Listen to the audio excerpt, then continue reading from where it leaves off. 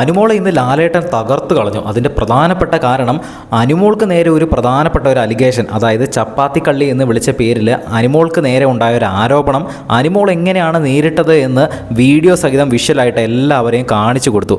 നീ കണ്ടോ എന്ന് ജിസേലിൻ്റെ അടുത്ത് തറപ്പിച്ച് ചോദിച്ച് കയ്യേലും പിടിച്ച് വലിച്ച് ഒരു ഫിസിക്കൽ അറ്റാക്കിലേക്ക് പോകുന്ന രീതിയിലാണ് അനുമോൾ അന്ന് അവിടെ പെരുമാറിയത്.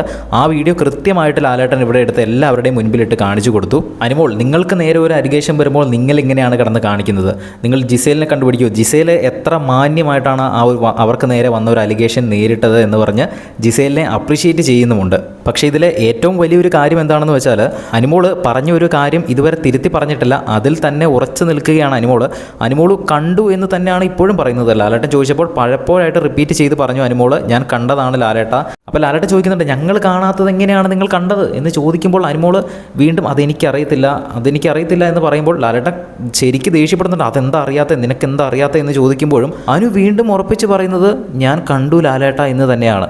അതാണ് ഒരു ക്ലാരിറ്റി വരാത്ത ഒരു കാര്യം. അതാണ് എന്തായാലും അനുവിൻ്റെ ആ ഒരു ഡബിൾ സ്റ്റാൻഡേർഡ് പോലത്തെ ഒരു പെരുമാറ്റം ലാലേട്ടൻ പൊളിച്ചടുക്കി. കാരണം അനുവിനെതിരെയാണ് ഇങ്ങനെ ഒരു അലിഗേഷൻ വന്നതെങ്കിൽ എന്തായിരിക്കും അനു അവിടെ കാണിക്കുന്നതെന്ന് പല നമ്മൾ വീഡിയോസ് കണ്ടതാണ്. ഇതിപ്പോൾ ഒരു ചപ്പാത്തിയുടെ കേസായപ്പോൾ അങ്ങനെ, അപ്പോൾ വേറെ എന്തെങ്കിലും രീതിയിലായിരുന്നെങ്കിൽ എന്തായേനെ? ഇപ്പോൾ ജിസേലിൻ്റെ സ്ഥാനത്ത് അനുമോളായിരുന്നെങ്കിൽ എന്ത് ചെയ്തേനെ?